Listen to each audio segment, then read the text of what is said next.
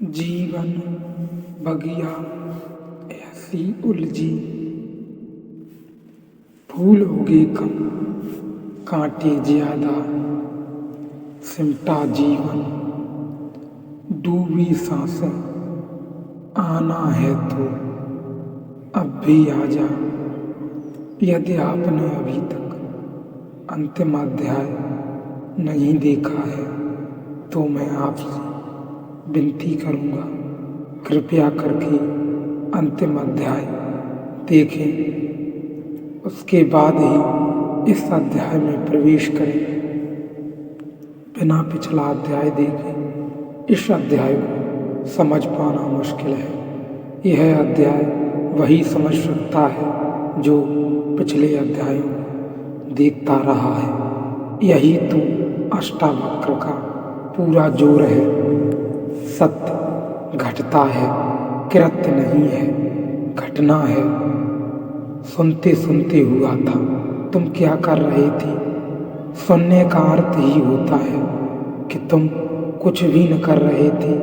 तुम शून्य भाव से बैठे थे, तुम मौन थे, तुम सजग थे, तुम जागे हुए थे, सोए नहीं थे।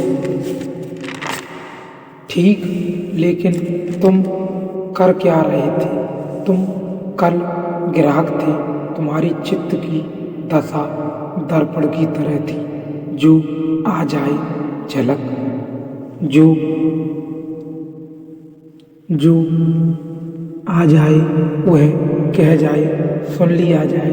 तुम कुछ उसमें जोड़ न रहे थे।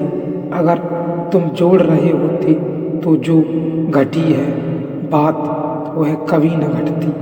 तुम व्याख्या भी न कर रहे थे।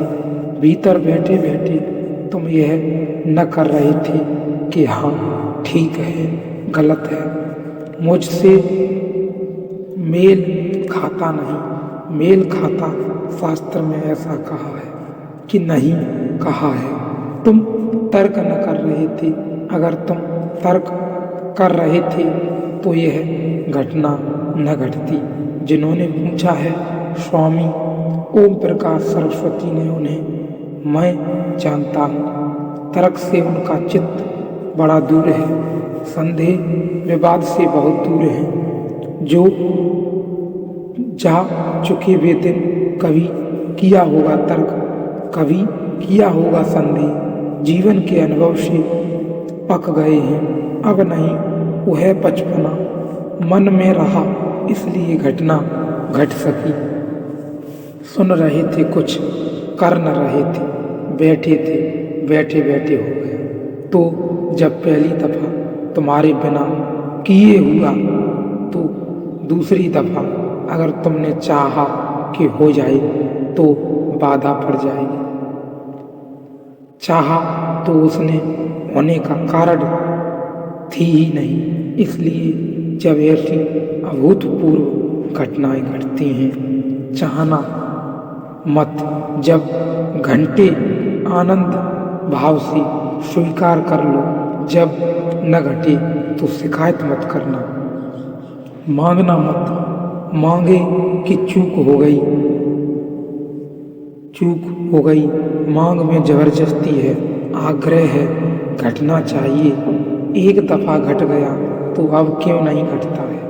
ऐसा रोज होता है जब यहाँ लोग ध्यान करने आते हैं।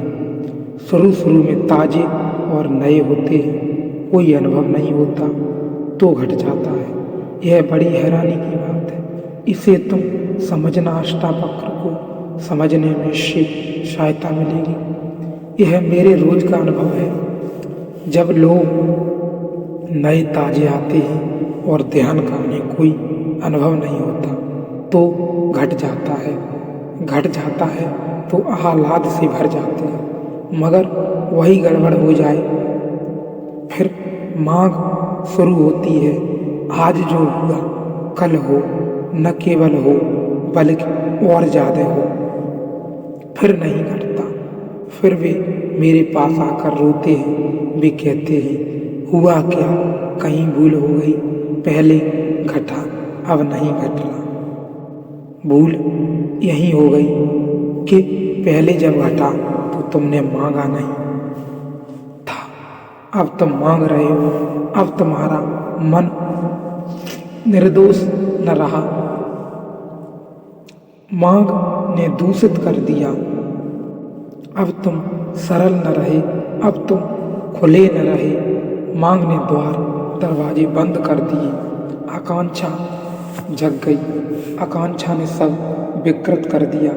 वासना खड़ी हो गई, लोभ पैदा हो गया। ऐसा रोज होता है। जो लगे बहुत दिन से ध्यान कर रहे हैं, बहुत तरह की प्रक्रियाएं कर रहे हैं, उन्हें ध्यान बड़ी मुश्किल से लगता है। उनका अनुभव बाधा बना है। कभी कभी कोई चला आता है ऐसे ही तरंगों में बहता हुआ। कोई मित्र आता था, उसने सोचा भी नहीं ध्यान का। कोई मित्र आता था, उसने सोचा चलो चले देखें क्या। कुतूहलवश चला आया था। कोई वासना न थी, कोई अध्यात्म की खोज भी न थी, कोई चेष्टा भी न थी। ऐसे ही चला आया था। औरों को ध्यान करते देख तरंग आ गई, सम्मिलित हो गया। घटना घट गई। चौंका आदमी, मैं तो आया ही था ध्यान करने और ध्यान हो गया। बस फिर अड़चन अब दोबारा जब जाता है तो आकांक्षा है, मन में रस है, फिर से हो लोभ है, पुनरुक्ति का भाव है। मन आ गया, मन ने सब खेल खराब कर दिया। जहाँ मन नहीं वहाँ घटता है। ध्यान रखना, मन पुनरुक्ति की वासना है। जो हुआ सुखद फिर से हो, जो हुआ दुखद फिर कभी नहीं। यही तो मन है। मन चुनाव करता है, यह हो और यह नहीं हो, न हो ऐसा बार बार हो और ऐसा कभी न हो। यही तो मन है। कुछ भी हो यह मन है, न हो तो मन बिगड़ जाता है। जब तुम जीवन के साथ बहने लगते हो, जो हो ठीक, जो न हो ठीक।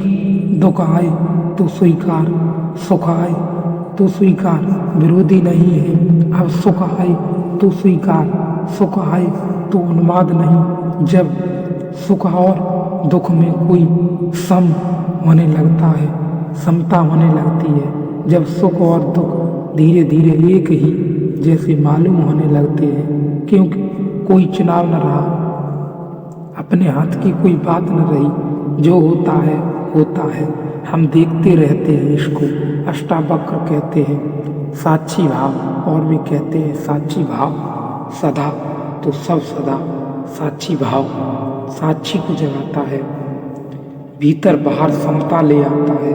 समतत्व साक्षी भाव की छाया है। या तुम समत्व में उपलब्ध हो जाओगे तो साक्षी भाव चला आता है। वे दोनों साथ साथ चलते हैं। वे एक ही घटना के दो पैर या दो पंख हैं। उसी आकाश में भ्रमण करने का जी होता रहता है। इससे सावधान होना, मन को मौका मत देना कि ध्यान की घड़ियों को खराब करे। इसी मन ने तो संसार खराब किया है, इसी ने तो जीवन के सारे संबंध विकृत किए हैं। इसलिए इस मन को मौका मत देना ये ध्यान की घड़ियों को खराब करे। इसी मन ने तो सारे जीवन को रेगिस्तान जैसा रुख कर दिया, जहाँ बहुत फूल खिल सकते थे, जहाँ वहाँ सिर्फ कांटे हाथ में रह गए। अब इस मन को अंतर यात्रा पर साथ मत लाओ। इसे नमस्कार करो, इसे विदा दो, प्रेम से सही पर इसे विदा दो। इससे कहो बहुत हो गया, अब हम न मांगेंगे, अब जो होगा हम जागेंगे, हम देखेंगे।